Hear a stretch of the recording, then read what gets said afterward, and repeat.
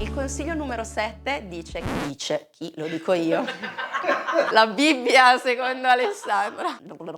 Ciao a tutti, sono Alessandra Spadina e bentornati sul canale. Oggi vediamo un video molto pratico, secondo me molto interessante, sulla casa ovviamente. Vediamo 10 trucchi facilissimi, semplicissimi, infallibili per una casa sempre ordinata. So che è un cruccio per molte persone essere ordinati, tante volte si pensa che è una questione di magari tempo, cioè solo chi ha molto tempo, solo chi non lavora può essere ordinato, a volte è una questione di soldi, piuttosto che solo chi ha 1000 organizer o una casa molto grande può essere ordinato. In realtà è tutta una questione di buone abitudini, così come mangiare sano, bere tanta acqua e fare palestra può essere una buona abitudine per il nostro corpo, ci sono delle buone abitudini per tenere una casa sempre ordinata. I benefici di una casa ordinata non stanno solo nell'estetica, quindi non solo quando abbiamo ospiti per dimostrare che abbiamo una casa carina, ma sta proprio in una questione di benessere. Il disordine visivo in realtà è molto stressante per noi. Viviamo già in un ambiente iperstimolante con tantissimi stimoli, fonti di stress e agenti esterni. Quando arriviamo a casa per lo più desideriamo un ambiente che sia confortevole, tranquillo e che non ci sovrastimoli ulteriormente. Quindi avere un ambiente soft, ordinato, dove non fatichiamo a trovare qualsiasi cosa ci aiuterà tantissimo a sentirci meglio. Questi 10 metodi vedrete che sono di facilissima applicazione, starà tutto magari nell'entrare nell'ottica, nel farli vostri, ma vedrete che in qualche giorno, se vi cimentate, saranno vostri. Il primo consiglio è molto semplice ed è un gioco di parole, ma in modo che vi possa entrare nella testa, ossia destina una casa ad ogni cosa. Ogni oggetto che avete in casa deve avere un posto ben preciso in cui essere ricollocato. Questo per una questione proprio di ordine mentale, ossia quando entro in casa le chiavi vanno sempre nello svuotatasche. Questo è un modo poi per alla fine di tutto sapere sempre dove dovete ritrovare l'oggetto che vi serve e non avere il dubbio di dove cavolo l'ho messo stavolta. Quindi ogni cosa ha una casa. Il secondo consiglio è rimetti a posto ogni cosa dopo averla utilizzata. Vi sembrerà un consiglio banale e vi direte grazie al cavolo. In realtà vi assicuro che non lo è per niente, perché tantissime persone poi nella pratica ho visto che non lo fanno. Dopo l'utilizzo di ogni cosa rimettetela al suo posto. Questo farà sì che alla fine della giornata, alla fine di tutto, non vi troverete cumuli e cumuli di cose da mettere in ordine. Questo aumenterà il disordine visivo, aumenterà il vostro stress e risulteranno molto più lunghe le operazioni di riordino. Invece se ogni volta che avete finito di utilizzare qualcosa la rimettete al suo posto, vi assicuro che renderà tutto molto più snello ed eviterà situazioni di casino generale. Il terzo consiglio è un consiglio che viene un po' dalla mia esperienza personale, ma vi assicuro che nella sua semplicità vi rivoluzionerà tantissimo le cose, ossia non uscite mai da una stanza a mani vuote. Questo perché ogni volta, ogni momento della nostra giornata in realtà potremmo trovare qualcosa di fuori posto, qualcosa di in disordine, piuttosto che qualcosa che ci siamo dimenticati, qualcosa che ci è sfuggito di mettere in ordine in un secondo precedente. Ogni volta che dobbiamo uscire da una stanza non usciamo mai a mani vuote. Ottimizziamo gli spazi, riduciamo al minimo tutto ciò che è sbattimento, in modo che appunto anche qui riduciamo tantissimo i tempi di riordino. È una buona abitudine che nella sua semplicità vi rivoluzionerà davvero la vita. Il quarto consiglio riguarda il liberarsi di ciò che non ci fa stare bene, di ciò che non ci serve, di ciò che è superfluo, quindi il famoso decluttering di cui si parla negli ultimi anni. Liberarsi di ciò che non utilizziamo più riduce tantissimo ovviamente il disordine, in quanto meno cose abbiamo, meno cose possono creare ordine, e in più vedrete che è una cosa che alleggerisce sia le case sia i mobili, ma in realtà anche tantissimo la nostra mente. Tutti gli oggetti che abbiamo in casa hanno un carico emotivo, un qualcosa che ci riporta a un momento della nostra vita, a una sensazione, a una vibrazione, quindi eliminare tutto ciò che non ci fa stare veramente bene ci alleggerirà tantissimo non solo le operazioni di riordino, ma anche appunto la testa. Pensate per esempio a quanti vestiti avete nel vostro armadio che in realtà non utilizzate più. Vi assicuro che se nell'ultimo anno non riuscite a ricordare fare una volta in cui avete messo quel capo, non lo utilizzerete più, liberatevene. Lo so che tantissimi di voi faranno il discorso potrebbe servirmi. Secondo me tenere un capo che ci riporta a un momento della nostra vita in cui avevamo un'altra forma fisica, in cui magari non rientreremo neanche più, o magari quando ci rientreremo avremo una voglia diversa, sarà una moda diversa. Sappiate che se ve ne liberate probabilmente è la scelta giusta. So che tante volte diventa una specie di senso di colpa liberarsi delle cose, nel senso che ci fa sentire degli accumulatori, ci fa sentire come se sprecassimo materiale, ma in realtà tenerli non fa di voi delle persone migliori, ma fa solo di voi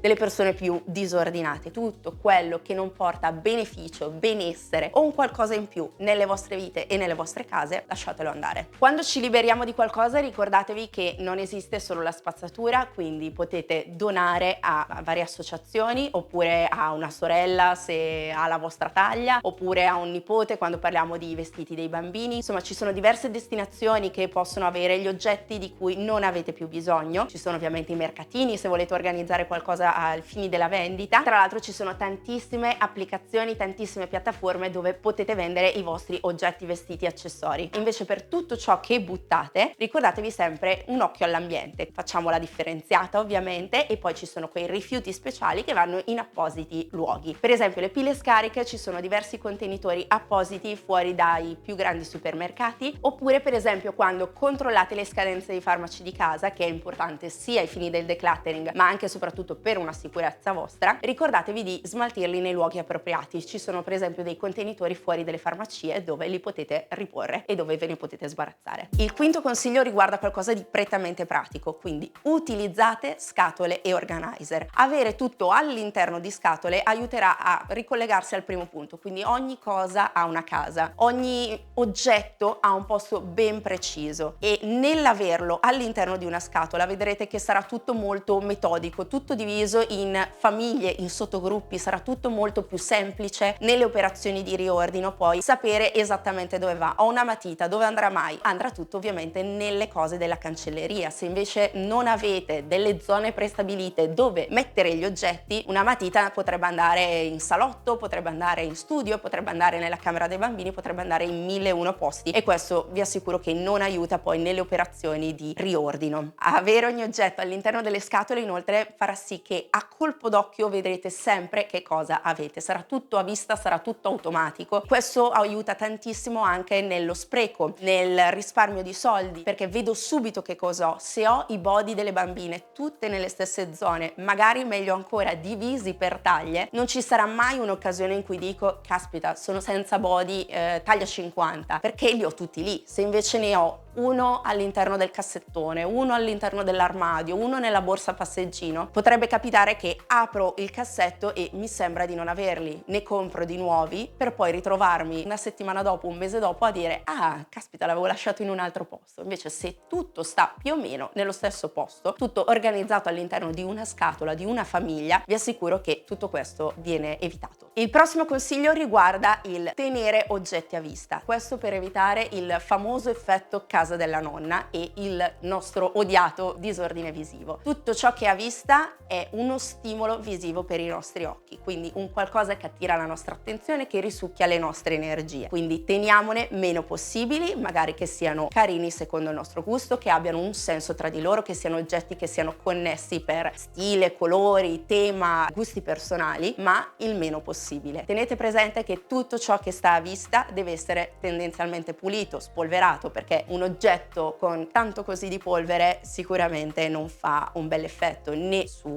chi ospitiamo a casa, ma tanto meno su di voi. Vi assicuro che vedere tanta polvere, vedere sporcizia, vedere disordine diventa stressante anche per voi. Less is more, meno tenete a vista, meglio è. Consiglio numero 7, bastano 10 minuti al giorno. Tante volte mi dite che le operazioni di riordino riguardano il vostro poco tempo, magari avete un lavoro che vi tiene occupati tantissime ore in ufficio, o avete bambini piccoli, o avete bambini grandi, o avete tantissimi fattori per cui pensate di non avere tempo a sufficienza per le operazioni di riordino, le pulizie, eccetera. Se vi dedicate pochi minuti al giorno, io vi ho quantificato un circa 10 minuti al giorno, tutti i giorni, farà sì che non avrete mai una maxi giornata in cui dovete per forza stare rinchiusi in casa, schiavi delle pulizie, schiavi del riordino, farà sì che non accumulerete un sacco di cose in giro, quindi nessuna situazione potenzialmente super stressante per voi, e in realtà vi farà risparmiare tantissimo tempo. Vi sembra inizialmente che ve ne serve di più, in realtà 10 minuti al giorno, se ci pensate, in qualche modo li abbiamo tutti, anche solo prima di andare a dormire o appena svegli. Se vi ci dedicate, vi assicuro che non vi serviranno mai tutte queste mega giornate, ore e ore e ore, chini sulla cucina a pulirla. Ottavo consiglio: rifate sempre il letto e tenete in ordine il divano. Questo perché sono gli oggetti che più vivete all'interno della vostra casa e danno subito un senso di ordine o disordine a seconda se sono o non sono fatti. Sono operazioni che richiedono veramente pochissimi minuti. Il divano veramente in un minuto lo rimettete in ordine se avete dei cuscini piuttosto completi, eccetera, ma vi assicuro che proprio solo a livello mentale vederlo in ordine sembra già che tutta la casa sia molto meglio rispetto che a qualsiasi altra operazione di riordino. Divano e letto veramente è un ottimo biglietto da visita per far sembrare la casa immediatamente più ordinata. Il nono consiglio riguarda l'utilizzo di mobili multifunzionali. Mi spiego meglio, sembra un parolone ma non lo è. Utilizzare tutto ciò che ha una doppia funzione. Vi faccio un esempio: un letto contenitore piuttosto che un cassettone che dietro ha uno spazio dove poter riporre la scorta dei pannolini, piuttosto che dei trucchetti che spesso condivido con voi su come riadattare un mobile anche ad altre funzioni, vi farà risparmiare tantissimo tempo e vi farà essere più ordinati. Lo spazio in casa non è mai abbastanza, per quanto siamo ordinati, per quanto facciamo decluttering, per quanto siamo bravi, non è mai abbastanza, non ce n'è veramente mai abbastanza, non so dove finisce lo spazio. Utilizzare un mobile in più modi, quindi per far sì che diventi anche contenitore, che diventi una scorta per qualcosa, vi farà essere molto più ordinati, terrà meno cose a vista e vi rivoluzionerà davvero le operazioni di riordino e organizzazione della casa. Il decimo e ultimo consiglio riguarda gli asciugamani della casa, soprattutto il bagno, ma anche magari gli strofinacci della cucina. Teneteli sempre piegati in modo ordinato. Anche questo si ricollega un po' al discorso del divano e del letto, è un accorgimento veramente che vi farà spendere un minuto, forse meno, della vostra vita, ma darà subito un aspetto di ricercatezza, di ordine alla vostra casa. Un asciugamano appallottolato e abbandonato lì dà subito un senso di disordine, di casino visivo. Invece un asciugamano piegato in maniera ordinata dà subito un'idea quasi di casa lussuosa, per non dirvi che appunto ci sono tantissimi metodi super creativi e originali per piegare gli asciugamani. Ora, a non tutti questo piace, a me piace tantissimo, ve ne propongo sempre tantissimi. Si possono piegare a rotolo come in una spa, a cigno, ci sono veramente tantissimi modi per piegarli, per dare un tocco davvero diverso alla vostra casa e magari sorprendere gli ospiti, ma anche semplicemente piegati in maniera ordinata, quadrata, vi assicuro che renderanno la vostra casa molto più ordinata ad un colpo d'occhio. Ad ogni modo, sappiate che le case perfette da copertina, quelle classiche su Pinterest che sembrano veramente intonse, non toccate da nessuno, non esistono. È bello godersi la casa, quindi non aspiriamo a delle case da sala operatoria perfette, quindi non ne facciamo una malattia, solo dei consigli per viverla al meglio possibile. Questi erano i miei 10 consigli molto semplici, ma vi assicuro infallibili. Vi rivoluzioneranno tutta la visione delle operazioni di riordino e vi faranno risparmiare tantissimo tempo. Spero che vi siano stati utili, fatemelo sapere nei commenti. Se non siete ancora iscritti, iscrivetevi al canale e ci vediamo nel prossimo video.